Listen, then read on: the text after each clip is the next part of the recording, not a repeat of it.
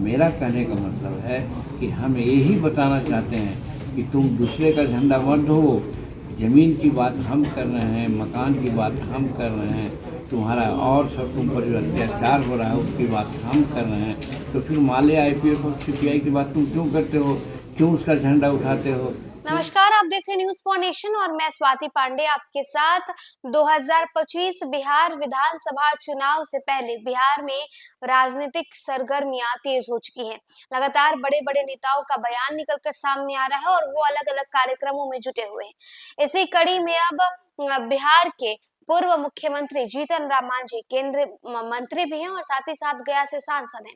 सांसद जीतन राम मांझी ने पटना के गांधी मैदान में एक बड़ी रैली और एक बड़े आयोजन का ऐलान कर दिया है। जीतन राम मांझी ने कहा है कि वो अपने समाज के लोगों यानी कि मुसहर समाज के लोगों को लेकर के एक बड़ी रैली करने वाले हैं पटना के गांधी मैदान में, जहां पर वो बिहार के एससी एसटी जो लोग हैं उन्हें जागृत करेंगे। साथ ही साथ जीतन राम मांझी ने आईपीएफ और खासकर भाकपा माले को लेकर के भी बड़ा बयान दिया है और कहा है कि इन लोगों को लगता है, खासकर विपक्ष को लेकर के जीतन राम मांझी ने कहा है कि विपक्ष के लोग मुसलमानों को, शेड्यूल कास्ट, शेड्यूल ट्राइब, अति पिछड़ा जाति के लोगों को हाथ में झंडा पकड़ा देते हैं, उनके लिए काम नहीं करते और उन्हें लगता है कि ये लोग उन्हें वोट देंगे। तो ऐसा कुछ नहीं है।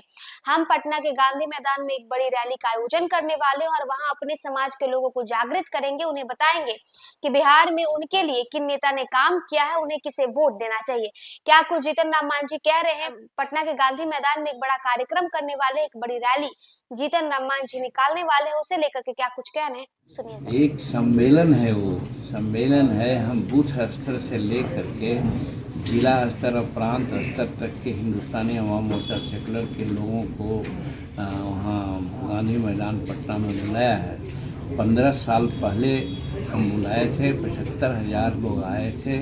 अगर भी हम सोच रहे हैं कि अब तो 4 विधायक हैं, एक एमएलसी हैं, मंत्री भी हैं, हम सब लोगों को जागृत कर कर के लाना चाहते हैं, क्योंकि हमारा जो कौम है, जो हमको फॉलो करता है, उसको गलत फहमी में आईपीएफ वाला, सीपीआई वाला, माले वाला लोग झंडा पकड़ा देता है और उसका कोई काम नहीं करता है। उसका उदाहरण मैं देता हूँ। कुछ दिए हैं सवाल के, इसी को ज़रा बताइए कि जब विधानसभा में हम उठाया ये प्रश्न कि गरीब लोगों को 3 डिसमिल या 5 डिसमिल ज़मीन दिए हैं 100, गरीब लोगों को भूदान ज़मीन से 1 एकड़ ज़मीन दिए हैं 100, सीलिंग से दिए हैं 100, यह बिहार सरकार का फरमाना दिए हैं 100, लगभग 4-5 लाख एकड़ ज़मीन बांटी गई है।